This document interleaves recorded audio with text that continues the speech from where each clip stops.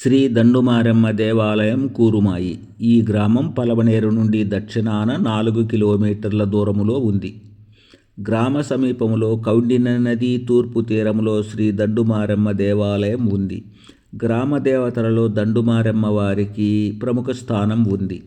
పూర్వం ఈ గ్రామంలో అమ్మవారి ఆలయం ఉండగా స్థలం చాలకపోవటంతో పాటు మరింత విస్తరించదలచి మండీపేట దారిలో తమ ఇంటి దేవతగా ఆవుల సుబ్రహ్మణ్యం ధర్మకర్తగా అర్చకులుగా ఆలయం సర్వాంగ సుందరముగా నిర్మించబడినది.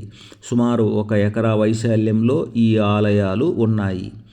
ప్రవేశ మండపం గుండా లోనికి వెళ్ళగానే పంచలోహ ఏకకలశముతో కూడిన ప్రధానాలయంలో గర్భగుడిలో దండుమారమ్మ వారు సింహవాహనంపై కొలువై శిలా విగ్రహ రూపమున త్రిశూలము, డమరుకము, కత్తి, కుంకుమ బరిణెలు చేతబట్టి ప్రసన్నవదనముతో భక్తుల పూజలందుకొని కోరికలు తీరుస్తున్నారు. గర్భాలయమునకు ఎదురుగా త్రిశూలము, సింహవాహనము, శ్రీచక్రము, అమ్మవారి పాదాలు, అమ్మవారి పంచలోహమూర్తి, పోతుల రాజులున్నారు.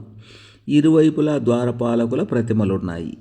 గర్భగుడికి ఇరువైపులా ఉన్న ఉపాలయాలలో ఉత్తరాన గుడిలో దండుమారమ్మ ప్రతిరూప దర్శనం అద్భుతంగా ఉండగా, మరింత అపురూపంగా దక్షిణాన గుడిలో అమ్మవారు సాలోచనగా కొలువై ఉన్నారు.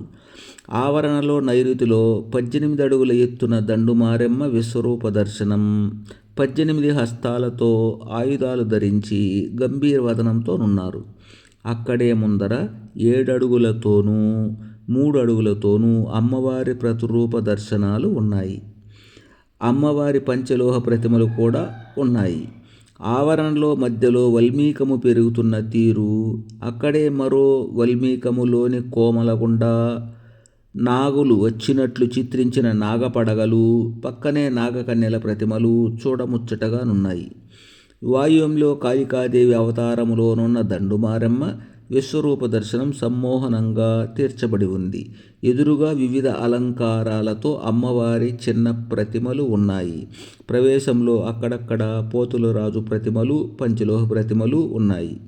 ఇంకా వాయువ్యంలో దండుమారమ్మ నిలువెత్తు అలంకారాలతో స్థాపించబడి ఎదురుగా గోమాతల ప్రతిమలు, జింక ప్రతిమ, నెమలి ప్రతిమలు, ద్వారపాలకుల ప్రతిమలు, అమ్మవారి దివ్య రూపాలు స్థాపించబడి ఉన్నవి.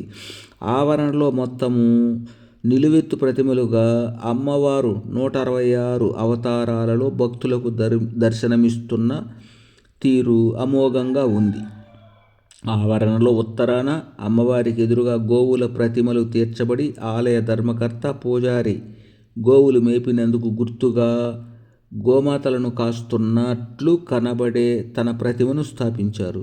ఈశాన్యంలో సరోవరము మధ్యలో అమ్మవారు గంగాదేవిగా కొలువై ఉండగా, పశ్చిమాన 2 4 గాళ్ల మండప గోపురాలలో అమ్మవారి అపురూప ప్రతిమలు ప్రత్యేక అలంకారాలలో ఉన్నాయి.